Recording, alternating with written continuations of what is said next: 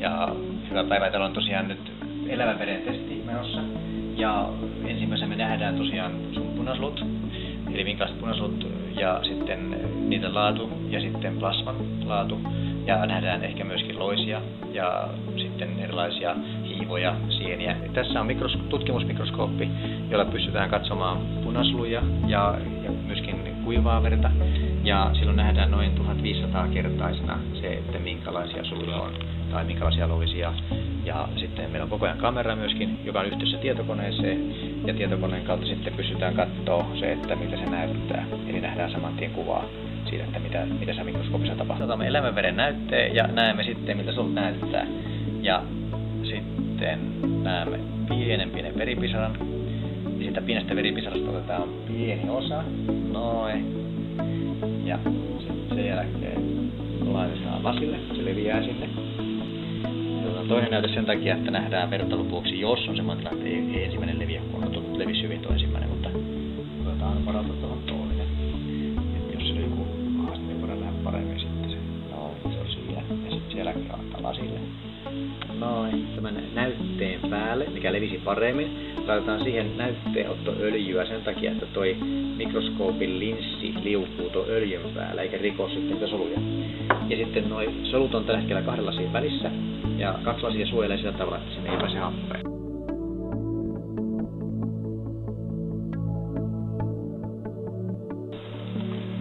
Se on siinä. Tarkennuksen tälle, eli tarkennan se, että kuva näkyy tuolla tietokoneen ruudulla. Ja siirrän sitä näytettä tuohon mikroskoopin linssille, sillä tavalla, että näkyy näyte. Ja se näyte näkyy sitten ihan kohta ruudulla, ei ihan vielä.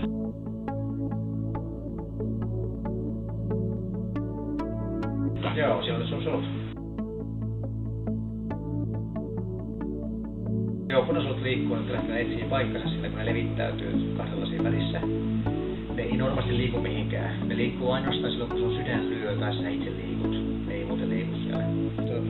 Sun solut näkyy täällä. Ja tässä on nyt tämmösiä ihan siis, oot syönyt maitotuotteita, jogurtteja, oot vähän rissannut, niin tulee tämmösiä palloja mukaan. Eli kun syö vain maitotuotteita tai maitotuotteita, jogurtteja esimerkiksi vaikka, tai rahkaa. Ja sitten jos ressaa paljon, niin tulee palloja mukaan. Ja sitten siellä on myöskin tämmösiä punasoluja, jotka on niinku vähän kiinni toisissaan. Niin siellä on semmoinen tilanne, että sä oot jonkin verran liikaa syönyt proteiineita, eli eläinproteiineita syönyt liikaa. Ja sitten jonkin verran reikiä myöskin, ja se tulee reikiä soluihin kanssa. Ja reijät tarkoittaa sitä, että kun on reikä, niin siellä on hiilihydraatteja tullut syötyä liikaa. Eli tossa on esimerkiksi reikäinen. Eli tulee valo läpi. Joo, just. Eli valo tulee läpi siitä. Ja sitten muutenkin sulla on tässä nyt, sä oot syönyt viime aikoina semmoista ruokaa, että se on jäänyt tämmöistä jännää untua tulee tänne ympäriinsä.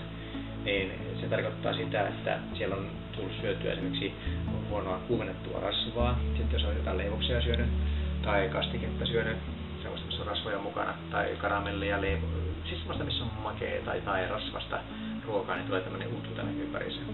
Sitten sulta on tarttunut toisensa kiinni sen takia, että siellä on ihan liian vähän vettä, liian vähän öljyä sun ruoassa.